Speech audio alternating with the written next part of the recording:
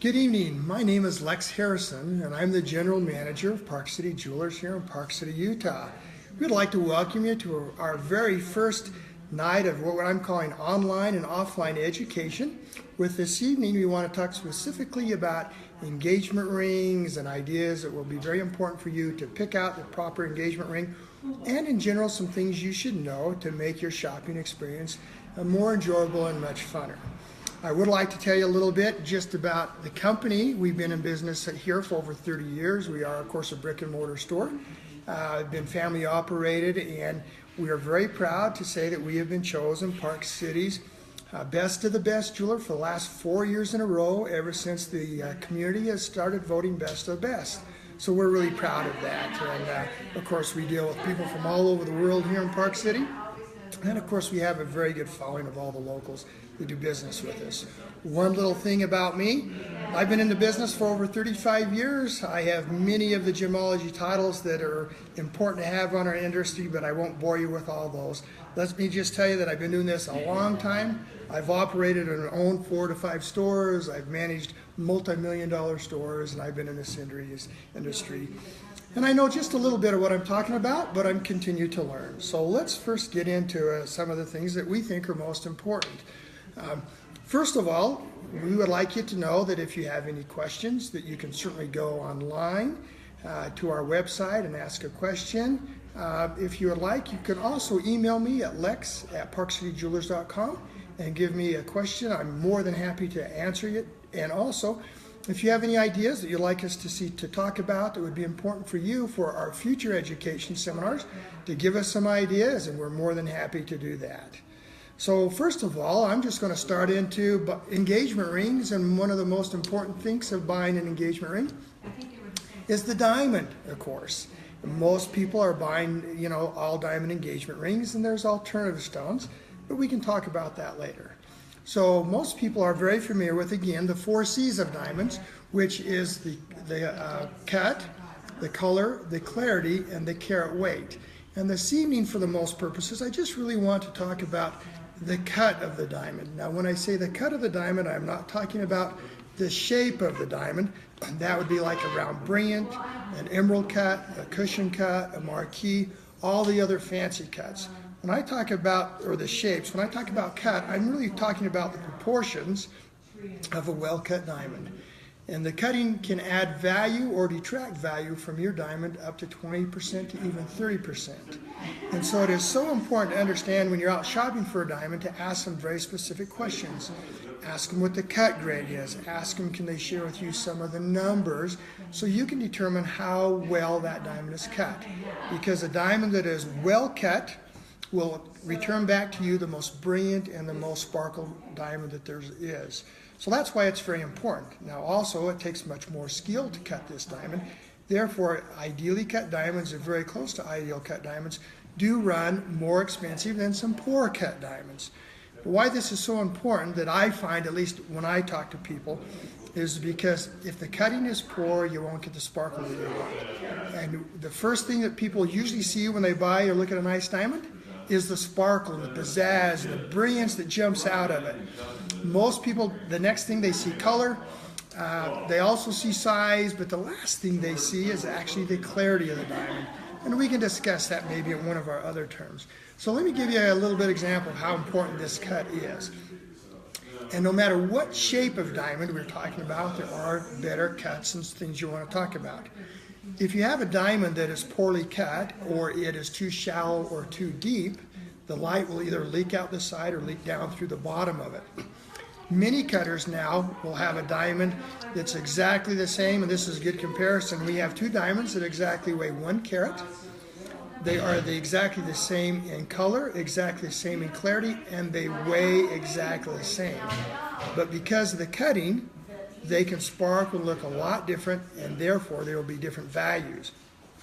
So what's really important, that some cutters, yes, it weighs a 1 carat, but the diameter of the stone is only 6 millimeters instead of 6.5. So it won't look as large even though it weighs the same. So I like to give people the example. We have 2 people, and they're both 200 pounds, and one's 5'2" and one's 6 foot. The weight's the same, but the shape is the different, and the shape has to do with the cutting of the diamond. So that's very, very important, because many places sell diamonds that weigh a carat, but they only have the diameter of a 3/4 carat because it's cut very deep. So not only are you not getting the actual diameter you want of a 1 carat, but you're also losing all the sparkle and the design of it. So this becomes a very important factor. One of the other things I think is very important for you to visit and talk with wherever you're at buying the jewelry, ask them about if the diamond has any fluorescence. Most of the places will not want to talk about the fluorescence of a diamond. They'll talk about the 4 C's, and most of them never talk about cut. They only talk about the other 3. But if you have a diamond or 2 diamonds that are exactly the same color, same clarity, same carat weight, and also both proportioned or cut to the exact same specifications, but one diamond is fluorescent or highly fluorescent and the other is not, the fluorescent diamond or highly fluorescent will also be less money, because the fluorescence in diamonds will start to have the diamond look a little bit milky. So it's very important, because you as the consumer might look at 2 diamonds or 4 diamonds. They all have the same color, they all have the same clarity, they all have the same cut, but one's maybe $1,000 or $2,000 less. So you think this is the best buy, when in actuality it could be the worst buy, because the stone is highly fluorescent or it's cut so poorly it matches all those numbers, but it's certainly not going to be as brilliant as some of the other ones. So that's kind of one of the most important things I find, because most people, once they start looking at engagement rings, they look at the diamond first, and that becomes an important aspect for many of them. So I always tell people those things are important, and I give you the example of carat weight. I can sell you a beautiful 1 carat diamond, let's say for $10,000, and I can sell you a 1 carat diamond for $2,800, $2,400. The weight's the same, and so you got to be very careful of the other features. So when you and I go out and we buy automobiles, very seldom, unless we're looking for a big truck because we're going to haul something, we never ask the salesperson, well, how much does this car weigh? We're more interested in the features and how beautiful the car is, the inside of it, and what kind of a system it has to listen to it. Those are the features, and that's what the cut does for the diamond. It's these special features of all the measurements that determine the value of that diamond, not alone the carat weight. So I hope that helps them out with a couple areas. Yes, you have a question? So what do I say to a jeweler to make sure I ask the right questions about cut? So what you want to them is say, would you please explain to me a little bit more about cut? I think I understand color, because that's what I can see. Clarity is what's inside I can see in the diamond scope up close. And of course, I can see the weight. But what am I looking for? And they should be able to actually give you examples of a poorly cut diamond and a nicer cut diamond. And I don't want to confuse you or get you with too much of the numbers, but if they know what they're talking about, they should be able to tell you what the table diameter is, what the depth is, what the girdle depth is, or excuse me, not the girdle depth, but the girdle measurement. And when they can start talking to you about those numbers, then you can know whether they really know something about the cut or not. So that's very good. And ask them to just see, can you draw me a diagram of what a poor cut diamond does to an ideal cut diamond, and what kind of a diamond do I have? Give me some sort of an idea. Another thing you can do is also, depending on the size of the diamond and what it has, many of the diamonds have now what's called grading reports. And the grading report will give you all that information. And so I could give you all those numbers, but you probably wouldn't remember them tonight. But it's after, like anyone, I can just look at a grading report and look at the numbers, and I can almost immediately tell you, well, this is a good diamond, bad a good diamond, stay away from this diamond, let's find you a better diamond. So here at Park City Jewelers, as we help explain diamonds to people, I'm fully aware of all these numbers. So when we buy diamonds for our store, and when we buy diamonds for our clients to come in to take a look at, I'm looking at all these things very specifically, and more so about the cut of the diamond, because I want your diamond to sparkle and people go, wow, that's a sparkly diamond, that's beautiful. That's what we like to hear.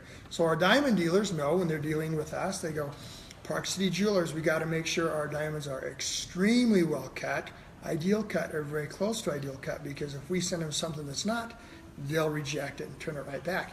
They send those diamonds to many other places throughout the world and throughout the country who's not quite as particular as we are. So that's a real important thing. So that's a great question. I hope that answers a little bit. If they kind of dodge it, you may want to think about possibly going somewhere else if they can't really get into detail about that. Yeah, it's a great one. So, that's kind of some of the things that we talk about just as that happens. As I mentioned, a real important thing is you're picking out a diamond for your ring, because some people like rounds. Round is by far the most brilliant diamond. It's always in style, never goes out of style. It is also the most popular diamond all the time, universally.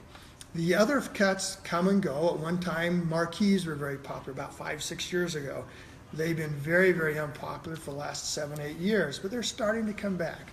But right now, the number 2 diamond that seems to be most popular that the ladies are choosing is the cushion cut, which is very popular. After that, it becomes the princess cut. But you also have to know this, which is very important when you're talking about the different shapes or cuts of the diamonds. Because they're cutting, they are cut similar, but they are different, and they are cut to different proportions. So you're going to end up with a cushion cut, even if it's a really nicely well-proportioned cushion cut, a 1 carat cushion cut will be smaller in diameter, and the depth will always be different than a round cut diamond. So that's something to look about. If you're trying to get the most look for your money, round cut, well proportioned, will give you the biggest look for the money. So I always explain to people, those are great, but the cushion cuts are usually always cut deeper. And I'll throw out a number. A round brilliant cut, the depth should be somewhere about 60%, 62%, and that is in relationship to the diameter. Most of the cushion cut diamonds you'll see now in relationship to the diameter can be 70% depth, 72% depth, some even 76 or 78. Those are the ones you want to stay away from. You're getting a really deep belly, not a lot of surface on that. And so certain diamonds automatically lend themselves to be looking smaller for the weight. So that's another very important thing that I think is really important for people to understand, because some don't understand that relationship. And as we show them diamonds, I'll go, this is a carat or this is a carat. And they go, but this one looks smaller. And I go, yes, carat's weight, remember. It's not necessarily size, as we keep thinking size to many of the aspects that go on. So I think from there, unless we don't have any more questions on this topic, I'll probably move on to go to another thing. One of the other things that's very popular right now is alternative gemstones. And I just want to speak about that for just a minute. Obviously, diamond is by far still the #1 diamond sold throughout the world for engagement rings. But some people don't like diamonds. Some people want a birthstone or a different color. And those are great, but let me explain to you one thing you have to remember about. Diamond's the hardest mineral known to man, and on the Mohs scale of hardness, it's a number 10. The next hardest gemstone known to man is a sapphire, which is blue sapphire, red sapphire, which we call ruby. That mineral is corundum, and that's a 9 in hardness. So most people have an idea that the 9, so it's just a little bit less hard than a diamond. No, number 10 is here and number 9 is down here. Number 10 is about 156 times harder than number 9. So it's a lot harder. So once you start talking about alternative gemstones for your engagement ring, you've got to be aware of a couple things. Your lifestyle. Will I wear this ring every day? How well will it hold up? Because nothing will hold up like a diamond, but the next best stone would be in the sapphire. Then the beryl, which are some of the emeralds, are very strong. And some of the stones are getting more and more popular right now, like morganite's very, very popular. It is about an 8 in hardness. It's from beryl family. But still, it will need a little bit more extra care. So as you think about alternative stones, think about my lifestyle, think about, am I active? Do I want to wear it all the time? Or do I want it to sit, in the drawer most of the time, where diamonds can take a lot more wear and a lot more abuse? Now, the advantage of some of these alternative gemstones are they're considerably less expensive. So I also joke with people, well, if this diamond gets chipped or broken, you can probably replace this, depending on what stone you pick out, 2 or 3 or 4 times before it gets to the value of a diamond. But your diamond, you're not going to have to worry about that. I also like to warn and caution people when you're thinking about alternative gemstones. I've been doing this, as I said, for over 35 years. I see trends come. Like right now, morganite's a trend. I'm honest with you. That trend will probably die off in another year, year and a half. you still got a morganite. So if you love the morganite, that's great. But if you're buying it now because it's trendy, in another year or two, you're going to, oh, I'm kind of really showing this is kind of an outdated ring. And when you decide to go with a beautiful sapphire or some of these other ones, as long as you love the gemstone and you'll love it today and you'll love it 30 years from now, then buy it. Don't get caught up in this is the trend, this is the fashion, because unless it's a beautiful diamond, they're going to come and they're going to go. So I think that's really, really important to understand. You know, one of the other nice gemstones, oh yes, go ahead. Okay, you mentioned that round is the most popular cut of all time. Yeah, it is. What are some other Forever. more timeless features of the ring? Well, features of the ring. Well, it's so easy to get caught up in the trends. I love morganites. Uh-huh. But like you said, will I love it 5 years from now? I don't know. So what are some things that are more timeless? Well, I would tell you probably the next thing that is most timeless is the blue sapphire. And if you go back way in history, in England and the UK, that was the traditional engagement ring there. You know, Princess Di and all of them, they had blue sapphire. That is one of their traditions. So something very traditional like that. So I kind of say red, white, blue, or green. White or clear meaning the diamond, then blue meaning the sapphire, ruby being the next, and probably emerald. Those 3 or 4 are usually always going to be the most timeless, the most recognizable, not the most trend. For example, I happened to see a lady that came in with a ring wanting to know if we'd be interested in purchasing it or buying it because they, you know, whatever situation, I don't have to go into that. But I took a look at it and I said, you haven't probably had much success with this. And she said no, because her particular ring, it did have a ruby, but it was a very dark ruby. It wasn't a very beautiful one in my estimation, but she liked it. And then she had some of these black diamonds set on the side for it. And I said, you know, it's kind of trendy, this look, and most people aren't going to want a ruby diamond and a ruby in the middle with 2 black diamonds on the side. You're going to have a very difficult time in selling this. And she said, yes, I did. Now, I'm not telling you always want to sell your diamond or sell your engagement ring, but trading in, people do that. And, you know, unfortunately, things happen, and sometimes have an engagement ring that they no longer need for whatever reason. They would like to be able to sell it. So you want to make sure that your ring, as you mentioned, is timeless. Red, green, you know, blue, and diamonds would be those. I would use those stones much more than aquamarine, morganite, opal, obviously. Some people want to come with opal, and that's such a soft stone. I try to steer people away from that all the time. So that's a great question. I would stick with those if that kind of answers that part of it that would want to do. You know, one of the other stones that is starting to get real popular right now is called moissanite. Moissanite is the next best diamond simulant next to diamond as an actual stone. It looks so close to diamond. It has about 8.5 in hardness. It's not quite a sapphire, but getting close to it. But it sparkles very well and is brilliant very well. It is considerably less than a diamond. Just to give you an idea, if you bought let's just say a big carat, a moissanite in a 3-carat range, it's going to cost you about in the neighborhood of probably about $2,700 to $3,000. That same 3-carat diamond of that quality, that's going to run you $60,000 to $75,000. And it's a very, very good simulant, but I tell people you can do that and change that over time, but it will last a very good long time. Not as long as a diamond, though. Yes? I've never heard of moissanite. What is it exactly? Well, moissanite is made in a vacuum, in a sense, in a factory or in a pressure cooker, and actually it is taken where men can add different chemicals, where it's called moissanite. It grows in the cubic form. It's a clear process. It's been out on the market probably for about the last 12 to 15 years now. And you hear about it, then it kind of quiets down, but they've been able to improve on it. When it first came out, the smaller sizes were very clear, but as they got bigger, 1 carat, 2 carat, 3 carats, they had a lot of yellow in them.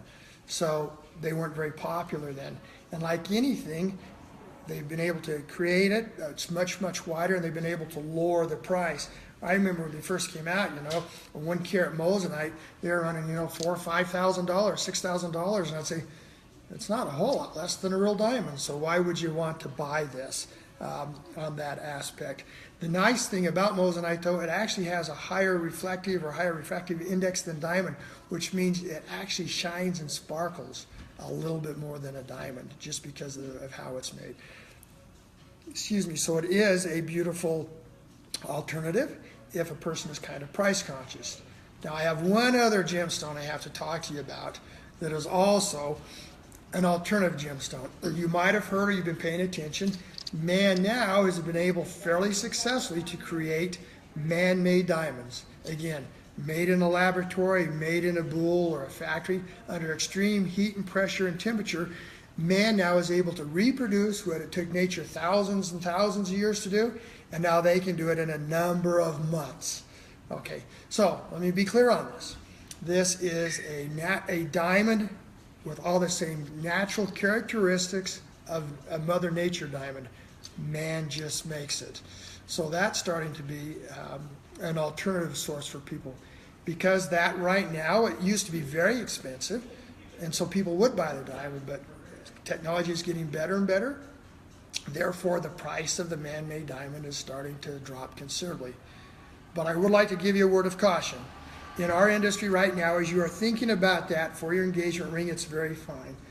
I have my own personal opinion. I think the man-made diamond will be very similar, like computers and cell phones and everything else.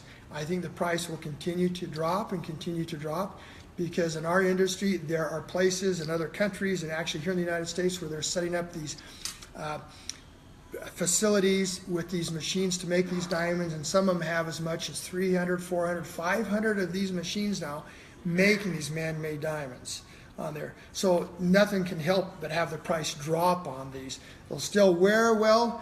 I don't want to be the person that's going to look you in the eye and say, I sold you a man-made diamond today and it's $4,000, $5,000, and in 2 years you come back and I say, yeah, I can say that same thing for $1,000 or $1,500.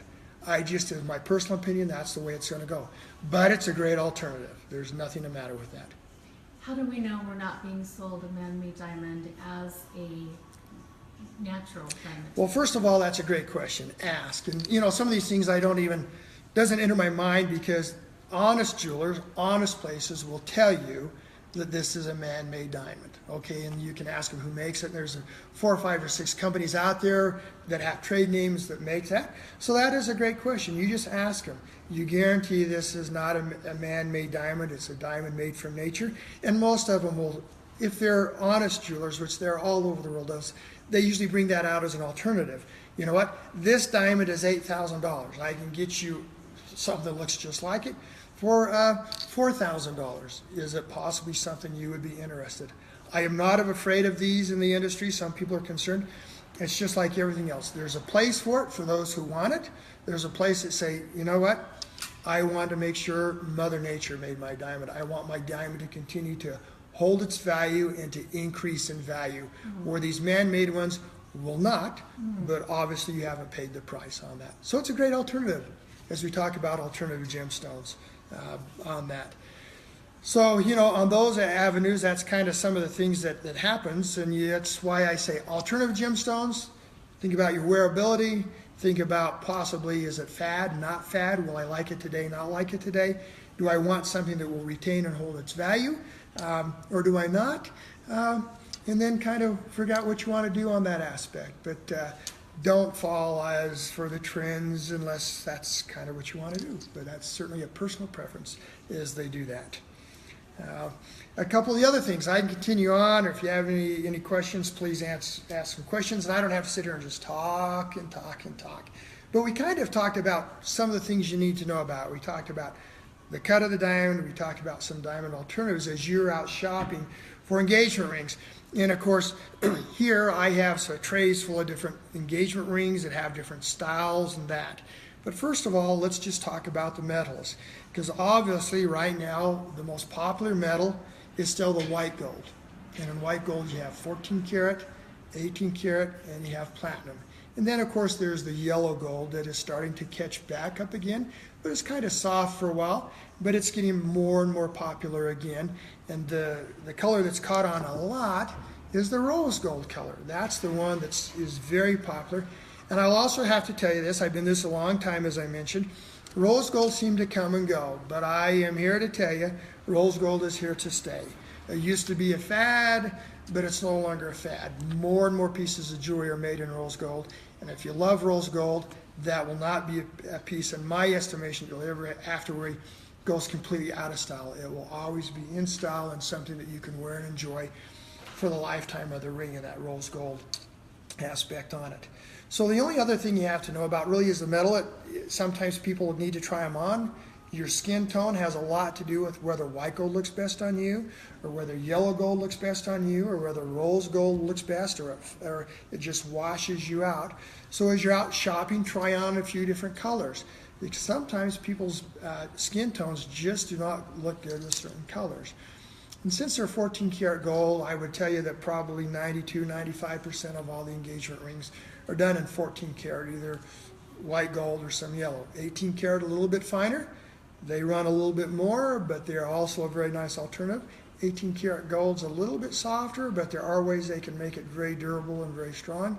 And then of course platinum. Platinum is a white metal. It's the most purest metal of all.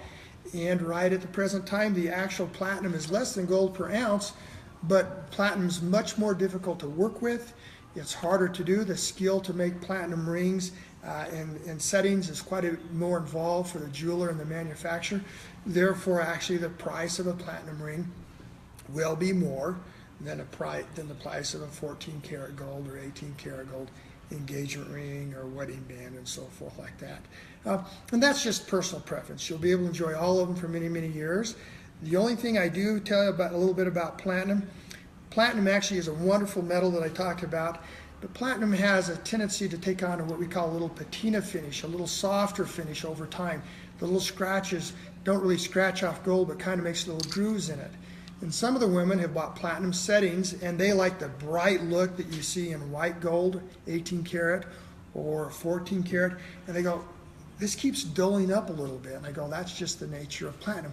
We can buff it up a little bit, get it bright again, and then over a few months, it gets a little bit duller.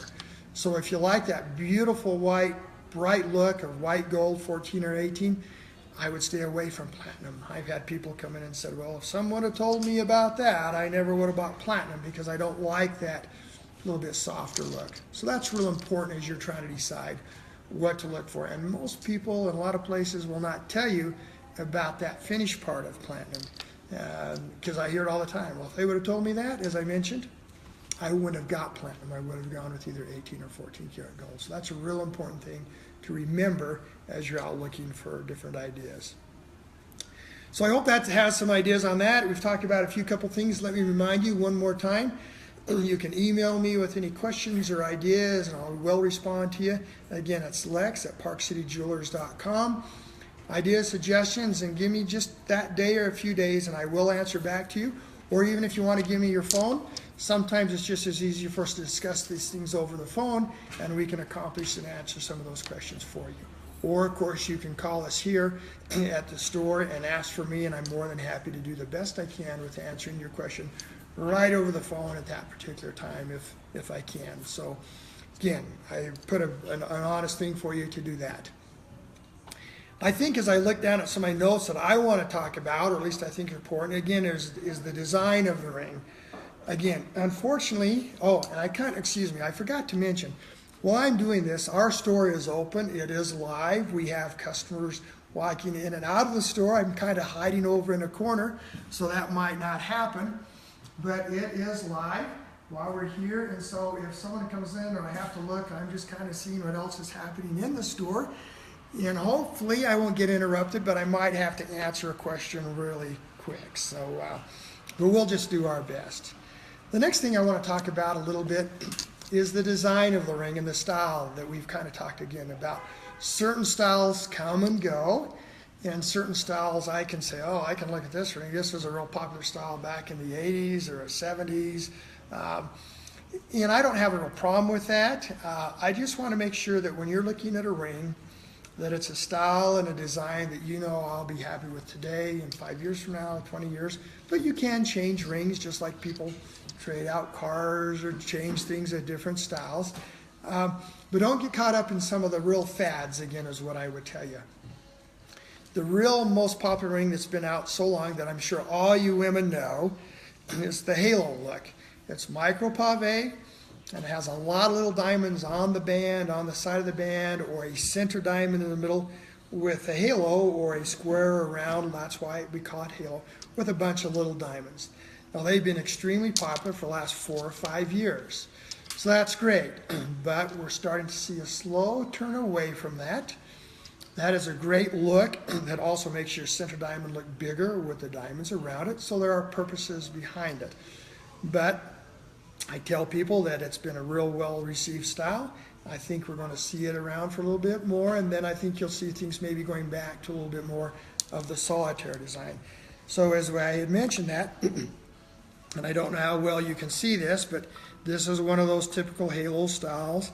Center diamond, small little diamonds around it, and little diamonds down on the side. And with that has that. And that, does that help a little bit more? I'm not quite sure where the camera is on there to kind of see some of that styling on it. And they come round, they come square, they come oval, they come in so many different variations of that. So that's one style. And here's, of course, a little bit more of a traditional style. Just a beautiful solitaire style. Does that look pretty good in the camera that you're looking at? Get it this way a little bit more. Just a beautiful diamond and maybe a few little set diamonds. Very traditional style. This style has been around forever. Will always be around forever. It's timeless, one of those timeless styles that, again, is around forever and ever, ever.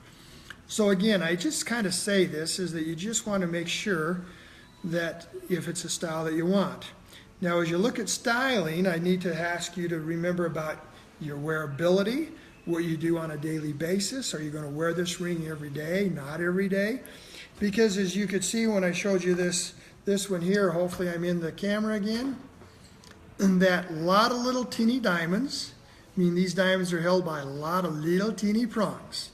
So what that tells you and it tells me is that this type of ring needs a little extra care and a little extra caution because the little teeny prongs that are holding these diamonds on here can get hit, can get knocked off, and out comes a little diamond. So it's just like a fancy, your phone, your TV, anything that has more bells and whistles, there's a possibility for more things to come wrong. So if you're a very active person, you do a lot of hiking, camping, a lot of outdoor activities, I would suggest this style could be for you, but please don't wear it in those activities because I can guarantee you, you'll be losing and popping out one of those stones.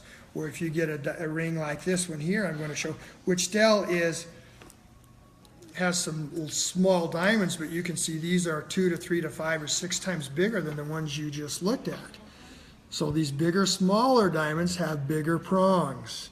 Therefore, they will take a little bit more abuse, a little bit more wear, and you can wear these for a little bit more often. So I tell people as you're looking at engagement rings and you're also looking at lifestyle, because some people, because their work says I can't wear it for work. So my engagement ring is going to be a ring that I'm going to wear for better occasions, everyday occasions. But some people's everyday occasions is office work, they're not outside, so certain things can be done. And the last thing that I talk about is you're looking at style, that's really important, is of course put them on your finger. Do you like the halo style? Do you like the solitaire style? Do you like them bigger? I have another one here that I can pull out, has maybe if you can see that one, a little bit bigger look, a little bit bulkier look, has some little filigree on the side. It's a beautiful ring, just has a lot more massive look on your finger. And you know what? I've been doing this for many years, as they say. There are women that have large hands that like little rings. There are women that have large rings that have like big rings. There's no real set way. It's just whatever you like that you think fits. Because I've had women say, oh, my hands are kind of large, so if I put a big ring on it, it makes my hands look large. And I go, well, that's your opinion. Because I know many other women that have what I'd say maybe a little bit larger hands than normal that love big rings on them. And I have women that have little teeny fingers or little teeny, they're 5'4", maybe 110 pounds, that love large jewelry. So it's your personal style. That's why you have to try them on and see what you feel comfortable with. Because what looks good or on your friend, and it's a big ring or little ring, may not look good on you at all. So that's one of those things. I want to try that one out. You can try this one on. Okay, you can try that one on afterwards to do that.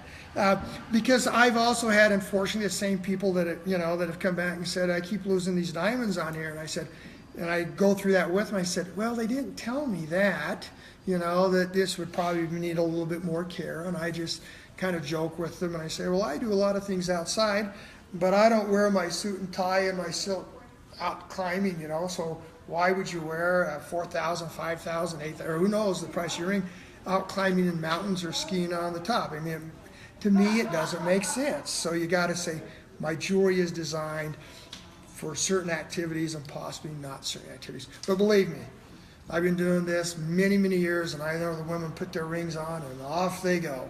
They don't give it a second thought sometimes. Just a little bit care and caution as to when they do that.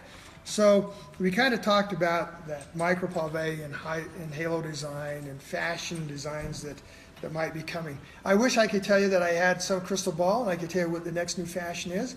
I haven't. I continue to go to many of the gym shows and I still see a lot of the same stuff kind of out there with a little twist. And so there's also an area of this that you probably need to be aware of that a lot of people don't know. There are in our industry, like many other industries, companies, and I won't mention their names, but they're very famous designers in the jewelry industry, and they make some beautiful jewelry, and they design for the stars, and they make these big, big rings. But what you don't know in our industry is that many of these designers or some of these companies will go to them and say, you know what, we want to use your name, and we'll pay you X amount of dollars, a large amount, if you'll design some of your rings like you've designed, but a lot smaller, a lot less expensive, and we want to still use your name. So what happens, you, the buying consumer, says, oh, this ring is by so-and-so. And unfortunately, you think it's the same quality and the same ring that maybe you're hearing that the stars are buying.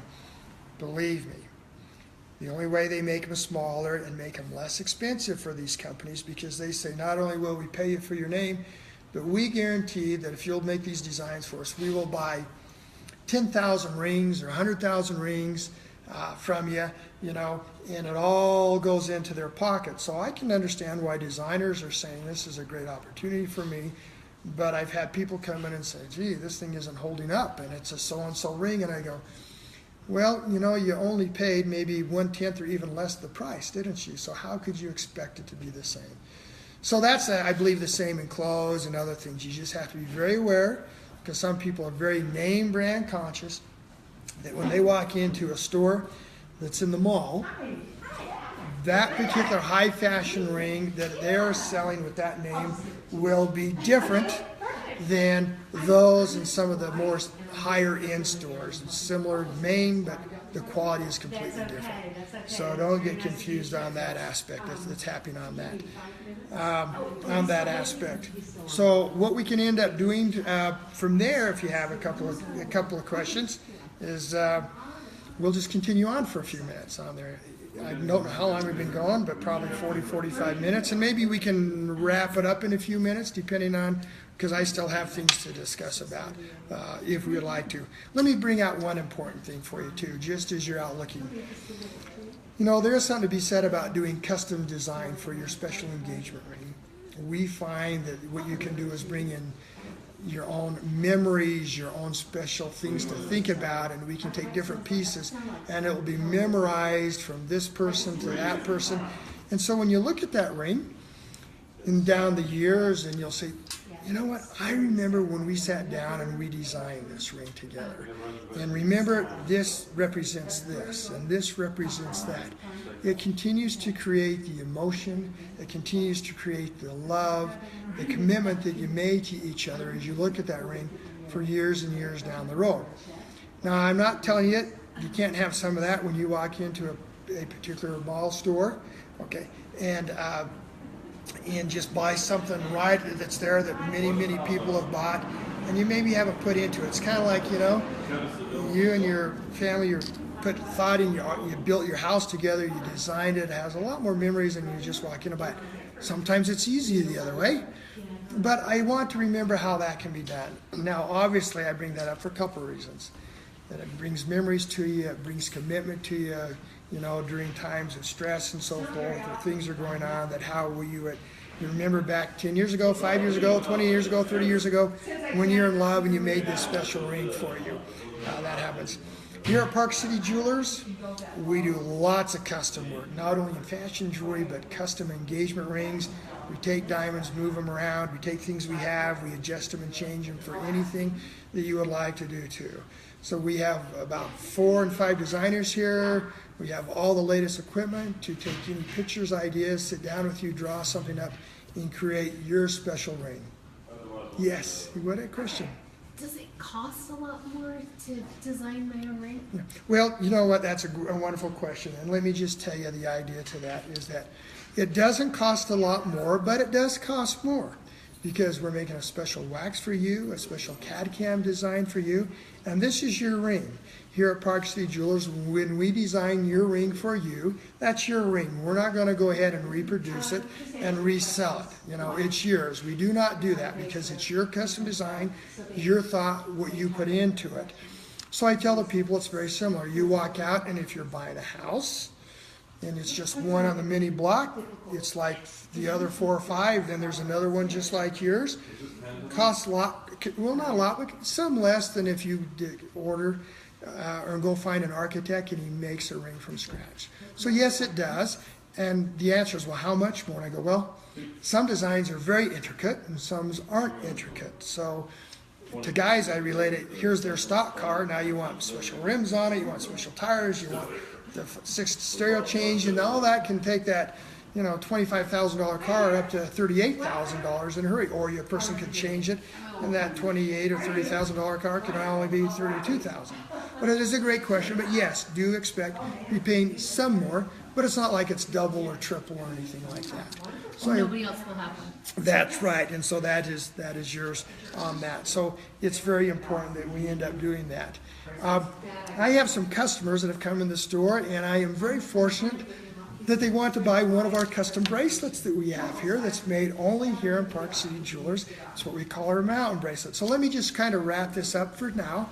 Again, please send me any questions, answers, phone calls, emails, and give us some ideas that you'd like us to talk about next time. Remember, we've been here for 30 years. If you're in Park City, I'd enjoy you to come in. We have a wonderful website that we show many of our pieces of jewelry on. It's live. We can do e-commerce for you. You can call us. We can help you that way. I would invite you to go look at all the beautiful pieces that we have. And if you have any questions, just call and do that. We've been here 30 years. As I mentioned, we've been voted the #1 jewelry store in Park City. We're really proud of all the things that we can do here. And to come in, and we are going to be here for another 25, 30 years. The owner's son has taken over the business, and so we're going to be here. When you have a question, concerns, or problems, we're here to take care of it. Where many of those places out on the internet and so forth, they're here today, and as you know, they're gone tomorrow. And even the big internet people, Amazon, they're not going to be gone, but the people they use to supply them on their line, you don't know who they're dealing with. Those are the people that might be there. And today you buy the ring and gone tomorrow. So again, my name is Lex Harrison. I'm here from Park City Jewelers in Park City, Utah. Thank you for joining us. And if there's anything we can help you with and do, please give me a call and email. Again, Lex Harrison, and join us for our next education. We will put out on our emails, on our Facebook, when to join us for our next one. And with that, good night and thank you.